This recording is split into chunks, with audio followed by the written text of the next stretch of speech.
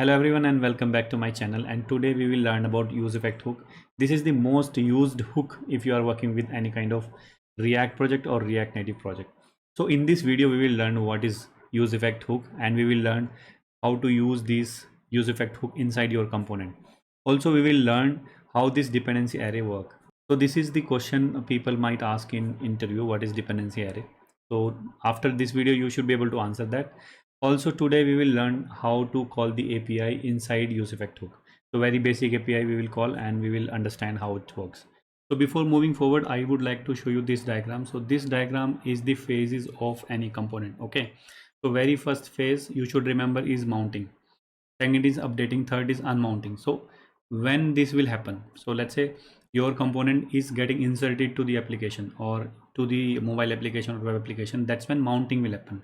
Let's say you are injecting the DOM or any kind of screen to your mobile, so that's when mounting happens. So second phase is your updating. So think about it, your component is mounted, now you want to update anything here. So let's say you wanted to update the numbers based on some calculation, or you want to update user information post your mounting. That's when this updating phase will comes in. So now third phase is the unmounting, and which is very important for any component. So whenever you are taking out your component from your screen or from your DOM, so that's when we call this unmounting phase. That's when you will do a lot of cleanup on your components. We'll come to that, how we do all of these cleanups or what kind of examples we can take on that, right? So if you understand this diagram, so definitely for you to understand this useEffect will be easier. Why? Because this useEffect will mimic all of these three phases. Okay, and let's see how it works with code examples. So in order to use this useEffect, you need to import this useEffect. Okay, and this useEffect will get import from the React library, which is main library, or any other hook which you are using, mostly will be imported from React library. So this useEffect is kind of method, so which accept two parameters. The first parameter is the arrow function, and the second parameter is the dependency array.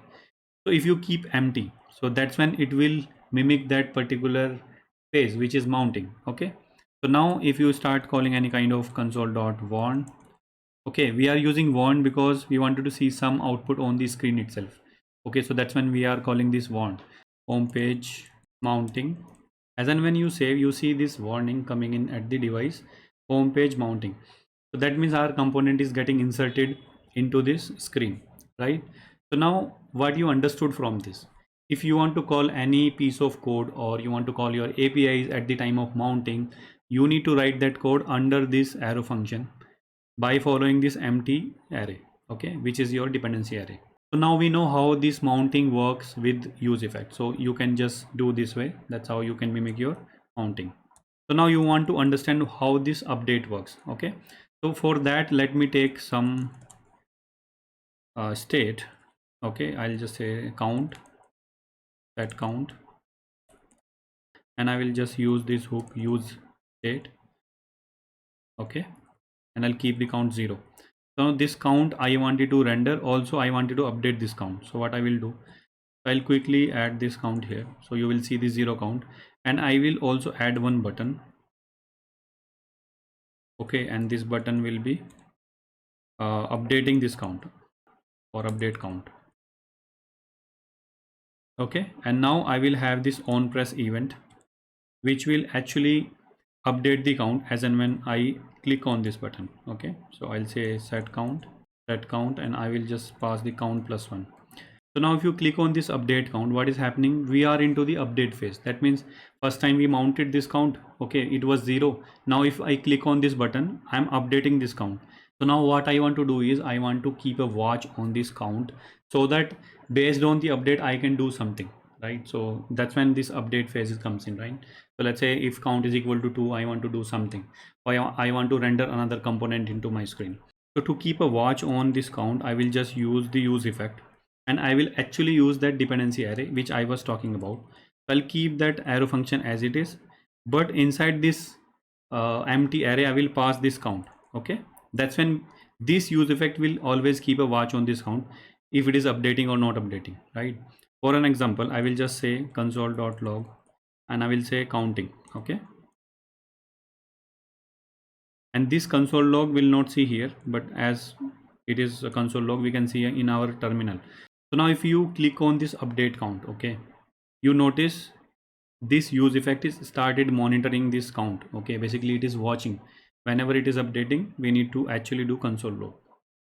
That means we can write some condition here. So we can say if count triple equal to 2. So I will just add this console dot warning, and by saying count is updated to 2. Okay, now what is happening, I'll just reload my app and we'll start from the 0.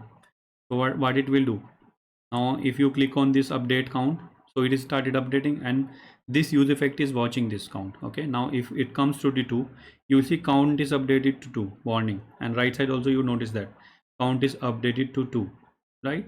So that's how we can see, or we can do something with these updates. That's how we can watch our states, or if they are changing or updating, or any data in your component, if that is updating, you can always keep a watch, and based on that particular watch, you can write some conditions in order to do some other updates. Like let's say you want to call some API. If the user is actually updating the email, I want to call an API. So you can do any kind of this watching over your data. So now next phase, which is actually unmounting, which is very important, I said. So let me take one more component to understand this unmounting better. Okay, so it will be like function. I'm just creating here component. Okay,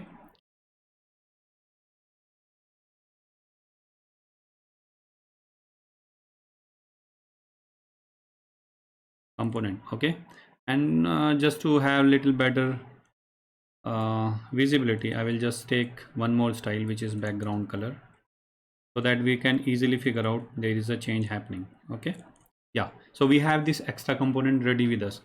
Now what I want to do is I actually want to mount this, so that you will have some event coming in when it is mounting, when it is unmounting. So as I said, to understand mounting, unmounting, this is the use effect hook which will help you. So let's start writing this use effect hook. Okay, use effect. So I will just keep the arrow function, okay, and keep the empty array, so that we will achieve both. We will achieve the mounting and also unmounting. I'll just say console.log or console.warn instead, so that you can see in the screen itself. I'll say extra mounted. Okay, so now in order to do unmount, or you want to do cleanup, so cleanup is something which is important. And so when I say cleanup, you might also get confused what kind of cleanup we are doing with the component. So let's say you have subscribed to any kind of service, right? Let's say chat service, and you want to come out of from that screen. So whenever you come out, you should unsubscribe that service, otherwise that particular session will be always live. Just think about Netflix. You are opening one video and then going back to another page, and if you again open one video and go back to another place, if they do not unsubscribe that connection for each video, they will have very heavy load on server, right? That's when we have to take care as a front-end developer how we can unmount these services, or any kind of timer if it is running there.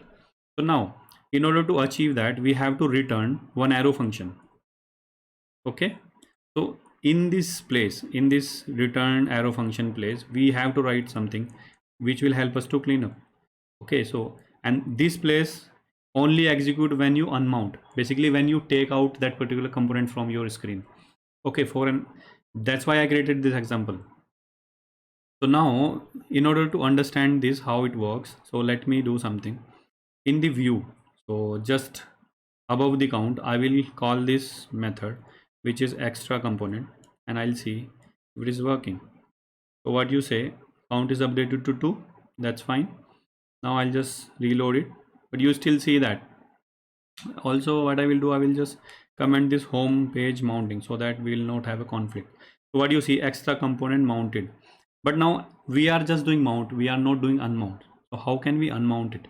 So now I will just wrap around this condition, which is count triple equal to 3. If it is equal to 3, then only this component will render to your screen. Okay, otherwise it will come out from that. That means 2 event will trigger. See here, unmounting has happened because I just put the condition. So let me reload and start from beginning. So what you notice here, we don't have any warning, but what you notice, 1 2. So now you know count is already watching. On the second you have the warning, count is updated to 2. Let me close this. Now another condition we have, which is count equal to 3, extra component. That means as and when it will be 3, the new component will get mount to your screen. You see this extra component, and you notice one thing here, extra component mounted. That is very interesting. Now just close this warning and increase the count. That's when you update your count. You click on this, what happens? You see extra component unmounted, so that means it removed from your screen. So that's when you call that phase of cleanup, right? And cleanup happens only into this particular return arrow function. Okay, so you need to take care of this piece, which is very important, right? So now you understood how we can do the unmounting on any component using use effect. So now one more thing you might have noticed, I have used 2 useEffect. So that's totally right. So there is no problem using multiple useEffect. Also, if you wanted to have more dependencies, that is also possible. Let's say you have one more state which is product. Okay, so you can also pass that product here. Okay, based on that it will trigger. So it's up to you. If you wanted to pass multiple dependencies, that is totally fine. So these two rules are fine for you. Now another thing I said you, we will be also talking about how can we do the API call inside useEffect. So now let's do that. So what we'll do, instead of this warning on this count, what we will do, we will call one API. So to call one API, we need a API, as we don't have any server ready right now. What we can do, we can use this dummy server API, and there is a API readily available. Okay, so what you can do, you can just copy this and come back to your page, create one function. Okay, which will actually take care about all of these updates. Okay, so you can create that function, get user data, and you can just simply put that piece here, which is actually having the fetch. So what we have to do, we have to create one more, have one more state so that we can store user data. Okay, and we can just say that user data, and we can have use state. Okay, so by default it will be like array or object. That is something you can take care, that's okay. I don't know what is coming in right now, but yeah. So now what we will do here, we are doing console log, so I know there will be data coming in. So what we can actually do, we can just have this data and arrow function, and we will pass our set user data and pass this data into this. So basically whenever we call this API, we will basically set this data to our state so that we can use further in our application. So now this function we have created, but we have not called it. So what we have to do, instead of this warning, let's comment that and start calling this method. So now in order to see this data, because I don't know what data comes in, but we also have an option, we can just see the output. So this particular request will get us the first name, last name, all of that. So that means if we get the data from API, definitely we can use first name, last name. So what we can just quickly go here and just create some kind of condition. We'll say user data dot first name, because very first time you don't have the data, only when count is equal to 0 you will receive the data. So that means we have to put the condition. Okay, first name, and I'll just say text. Okay, and this text will definitely have some kind of style, font size 20. Okay, and I will just say here similar thing like user data dot first name. Okay, so now let's come back and start increasing the count. So when I click on 1, it's okay. When I click on 2, it will actually call database, and you see we have this first name coming in, right? So we have this first name. We can also similarly use the last name, so that is up to you. Okay, so we have first name, last name. So this is how you can call your APIs into your use effect. Okay, so by now I think you might have understood how mounting, updating, and unmounting is working with use effect. So now this is it for this video. Hope you have understood. Also, I would tell you, please do apply some examples using use effect so that you will understand a little better. Do some code practice so that it will be easier for you to build any kind of project, right? So now very interesting thing. So next video will be on Axios. So you will get to know how we can integrate Axios with the project. Also, how we can use that one instance for throughout the project in Axios. So we will learn about that in next video. So till then, stay tuned and please subscribe to my channel and press that bell icon so that you will not miss any kind of notification. Also, please do share this video or this series with your friends if they are willing to learn mobile application development. So till then guys, keep coding, keep shining. See you in another video. Bye.